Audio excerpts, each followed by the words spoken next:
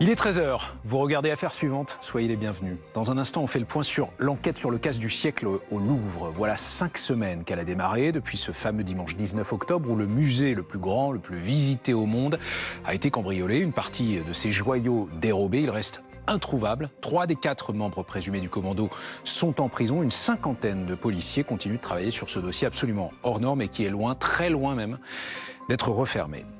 À 13h30, dans l'affaire suivante, un entretien exceptionnel. La mère et le frère de Lola nous ont reçus chez eux, dans le Pas-de-Calais, un mois tout juste après la condamnation de la meurtrière de la fillette à la peine maximale.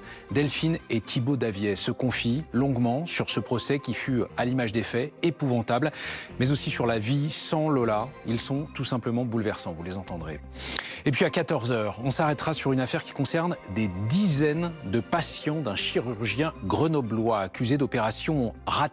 À nos côtés, 3 plaignants et leur avocat, le docteur V, lui, clame son innocence. Affaire suivante. C'est parti dans quelques toutes petites minutes. Restez bien avec nous, à tout de suite.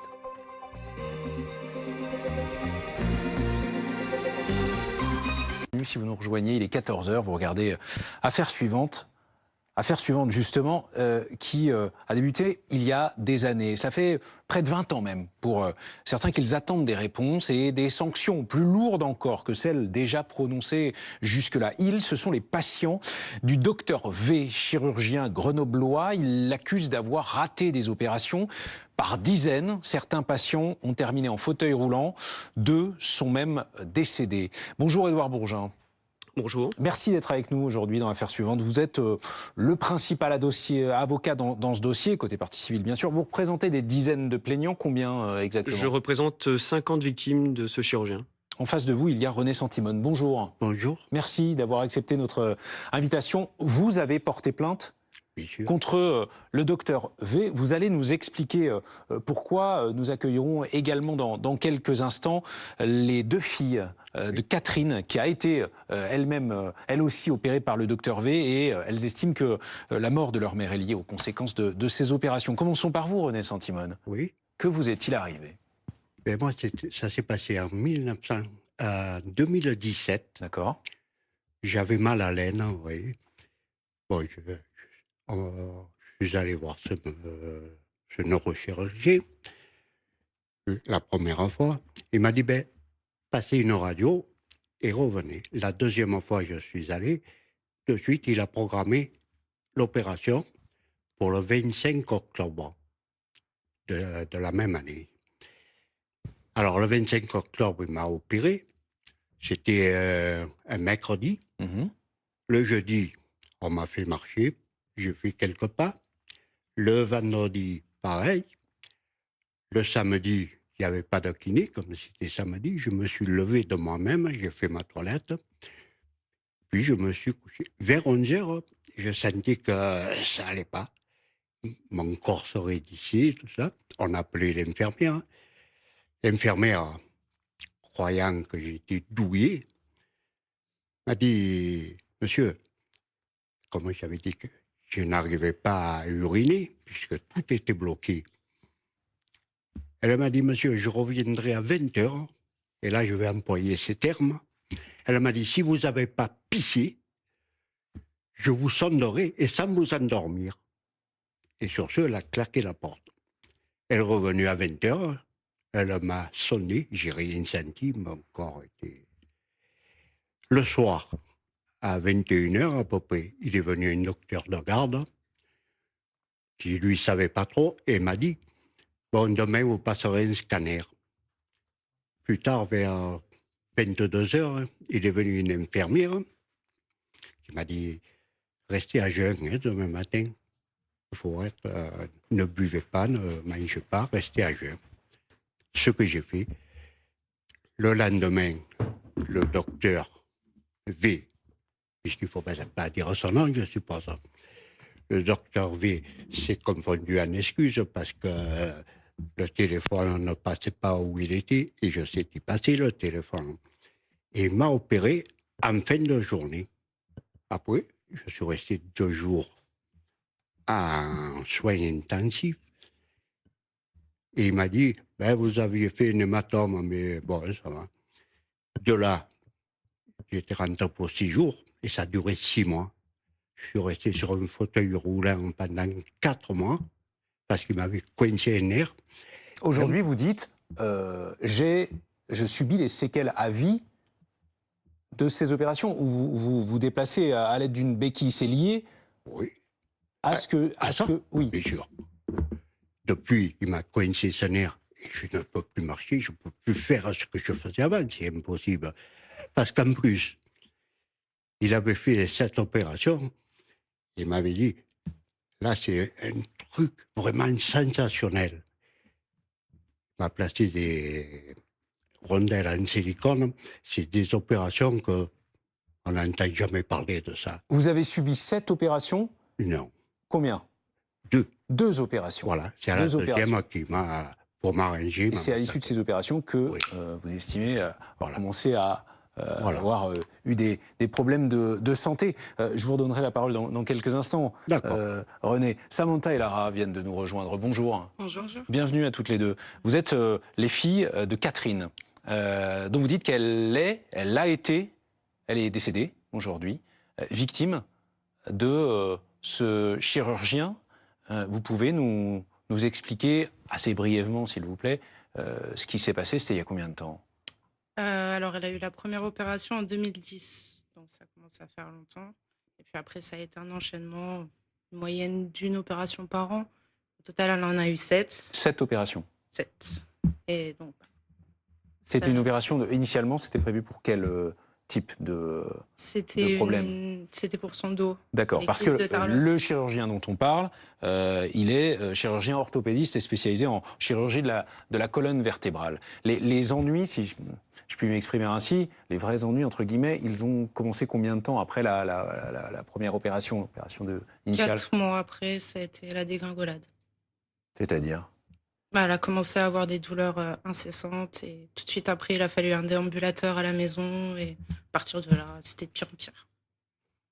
Et ça a duré Jusqu'à la fin de sa vie. Jusqu'à sa mort. Jusqu'en 2021, quand elle est décédée. C'est une descente aux enfers Ouais. que votre mère a vécue? Son état, il a fait que s'aggraver à partir du moment où elle a eu la première opération. Il n'y a pas eu d'amélioration, il n'y a eu que du pire en pire. Et en face d'elle, enfin, en face d'eux, en face de vous, pardon, il y avait qui? C'est-à-dire que les réponses que vous attendiez, qu'elle attendait de la part du docteur V, elles arrivaient? Non, c'était toujours, à chaque fois qu'il opérait, ça changeait rien. Ça changeait de moins en moins grand-chose. Plus il opérait, moins ça faisait de bien, même si ça n'avait pas commencé en lui faisant du bien. Vous avez le sentiment que les opérations précédentes, c'était pour, entre guillemets, réparer, tenter d'ajuster, réparer les erreurs qu'il aurait commises Oui. au départ? Je pense, oui. Est-ce qu'elle a consulté d'autres médecins dans l'intervalle? Oui, qui ont aussi essayé de réparer ce qu'il avait fait, sans succès. En lui disant qu'il y avait eu quelque chose qui n'aurait pas dû être fait? En disant que d'abord il disait que opérer encore c'était peut-être pas la bonne solution et après certains médecins se demandaient pourquoi il y avait eu autant d'opérations. Maître Bourgin, vous représentez une cinquantaine Oui. de patients du docteur V. Plusieurs procédures sont en cours, existent depuis près de 20 ans, que ce soit sur le plan civil, sur le plan pénal, mais aussi ordinal, du côté de l'ordre national des médecins. Quel est le sens du message que vous souhaitez faire passer aujourd'hui? Parce que le médecin, lui, via son avocat, un, il est présumé innocent, et deux, il conteste, il clame son innocence. Le message que je peux passer se résume en 2 chiffres. Une date déjà, 2007, c'est la date d'opération de Christophe Fuselier. Donc 2007, ça fait 17 ans. Ça fait 17 ans que je suis l'avocat de victime de ce chirurgien. Christophe Fuselier a été opéré dans une opération catastrophique par ce chirurgien. Il y a eu des complications médicales qu'il n'a pas diagnostiquées. Mon client, Christophe Fuselier, a été amputé 3 fois. Il en est mort. On est sur un dossier d'homicide involontaire. Les experts disent que l'opération a causé le décès de Christophe Fuselier. Et Christophe Fuselier, encore une fois, a été opéré en 2007. Ça fait donc 17 ans qu'à Grenoble, un chirurgien qui a causé le décès d'une personne n'est toujours pas jugé correctement par les institutions disciplinaires. Deuxième Un chiffre, chirurgien qui aujourd'hui n'opère plus, mais qui n'a n'opère plus, officiellement mais qui n'est pas pas tout à fait médecin. l'interdiction, au moins de vous mener des expliquerai. consultations. Ce n'est pas un médecin, ce n'est pas un médecin. Il est interdit à plusieurs reprises d'opérer, mais effectivement, les consultations sont encore licites, acceptées pour lui. Deuxième chiffre important pour comprendre cette affaire, 60. Ce chiffre hallucinant, c'est le nombre de victimes pour lesquelles ce chirurgien a été condamné définitivement, soit par la justice disciplinaire ou ordinale, soit par la justice civile. Donc je répète, ça fait 17 ans que ce chirurgien qui a causé un décès, ou plusieurs d'ailleurs, a encaissé 60 condamnations qui sont définitives et qui émanent de différentes juridictions. Juridiction civile, juridiction disciplinaire ou de ce qu'on appelle la section des assurances sociales. Donc c'est catastrophique. Ça veut dire que la justice est inadaptée pour ce type de procès et que très probablement, on pourrait s'en expliquer assez longuement, un corporatisme médical freine à tous les niveaux l'évolution de ces procédures, empêche et freine. C'est votre impression aussi, dans cette affaire, dans ces affaires, une espèce d'omerta planant sur ce praticien, voire sur la clinique. C'est une délinquante au sein de de laquelle il a la opéré. médecine. C'est Comment une délinquante de la médecine.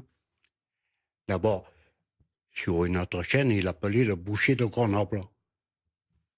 Sur une autre chaîne que vous. Une fois, c'est passé aussi, c'était Gilles Boulot. Gilles Boulot avait commencé par dire on ne savait pas qu'en France, il existait de ce genre de personnes. Qu'espérez-vous aujourd'hui? Qu'il soit condamné à plus rien faire en médecine. Ni consulter, parce que s'il va consulter, c'est facile.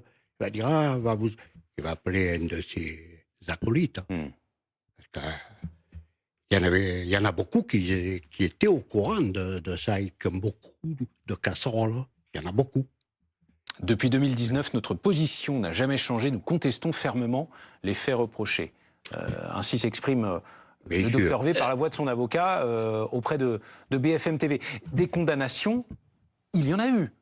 Alors, depuis je vous ai dit, toutes ces années, maître. On a, contrairement aux pétitions de principe de ce chirurgien qui a le droit de se défendre, qui est présumé innocent, on a 60 condamnations. La section des assurances sociales a pris une décision qui a été confirmée par le Conseil national de l'Ordre des médecins. Et dans cette décision, on a les termes suivants. Ce chirurgien présente des comportements d'une extrême dangerosité. Ce rapport a été édité en 2016. Il a été notifié au Conseil de l'Ordre des médecins d'Isère fin 2016 par des voies recommandées. Naturellement, le Conseil de l'Ordre des médecins d'Isère n'a rien fait. Et un signalement fait au procureur en 2016 n'a pas donné lieu à aucune procédure. C'est-à-dire qu'il a fallu attendre 2019 et la médiatisation devant votre antenne d'ailleurs, pour qu'effectivement un juge d'instruction soit saisi. À ce jour, seule une toute petite dizaine de mises en examen subsistent en attente des toutes dernières expertises. C'est encore une fois le communiqué de l'avocat du docteur V à BFM TV. Vous en êtes où de la procédure qui concerne votre maman? Nous, on en est... Vous avez l'impression que le temps est long, que les réponses n'arrivent pas, que... Ça, c'est le moins qu'on puisse dire, oui. Surtout qu'on ne comprend pas tout ce qui se passe avec les résumés juridiques. Donc, c'est compliqué de comprendre vraiment où est-ce qu'on en est. Est-ce qu'un jour, ça va marcher? On sait pas. Condamné. C'est vrai que ce qui frappe, c'est l'ancienneté des faits, François.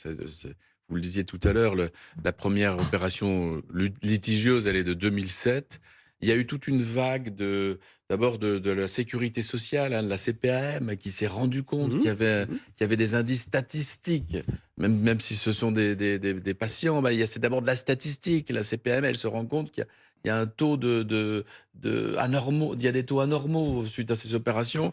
Et puis ça va rien donner. Alors ensuite, il y a des plaintes en 2019, il y a la justice pénale qui s'en occupe. Alors, je ne sais pas combien de juges d'instruction vous en êtes, mais c'est vrai que la plainte pénale, ça veut tout de suite dire que il y a des juges dont c'est pas vraiment la spécialité. En France, on fonctionne avec un juge d'instruction qui va être spécialiste sur son secteur, mais qui est pas forcément, c'est pas forcément des médecins. Alors ils vont s'entourer d'expertise. Donc il y a une enquête depuis 2019. Oui, c'est ça.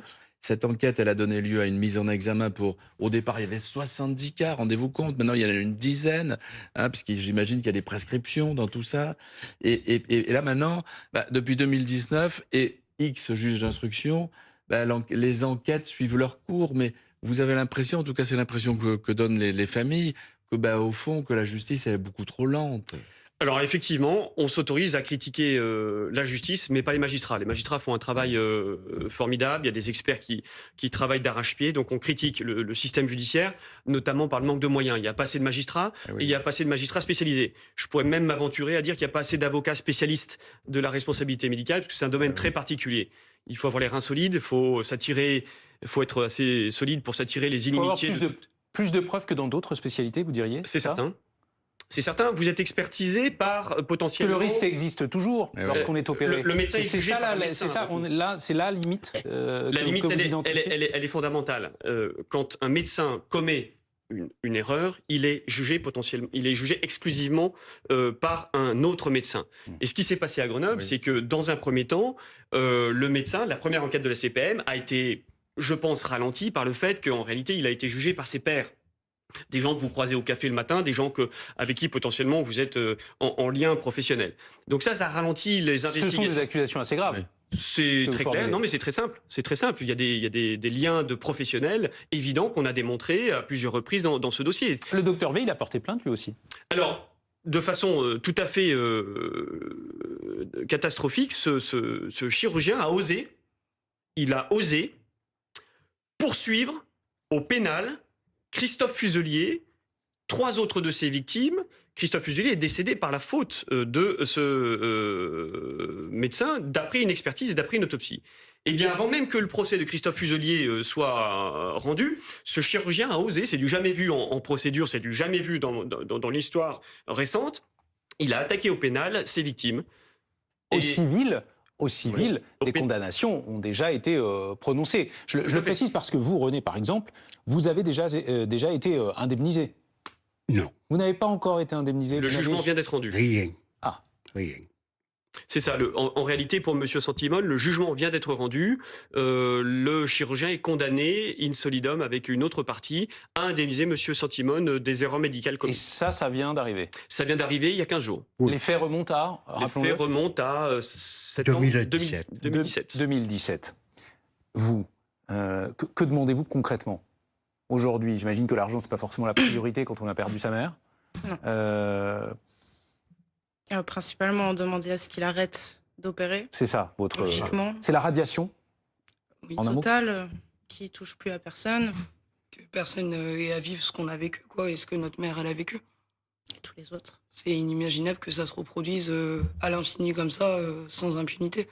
C'est ça, votre impression, c'est que le danger existe toujours, au moment où on se parle, pour d'autres personnes, voire des futurs patients du docteur V, qui ne peut plus, qu'on soit bien d'accord, qui ne peut plus opérer, mais qui a l'autorisation, en tout cas sur le papier, de mener des consultations. Effectivement, les juges d'instruction alertés par une masse incroyable de victimes en 2019 ont interdit à ce chirurgien d'exercer.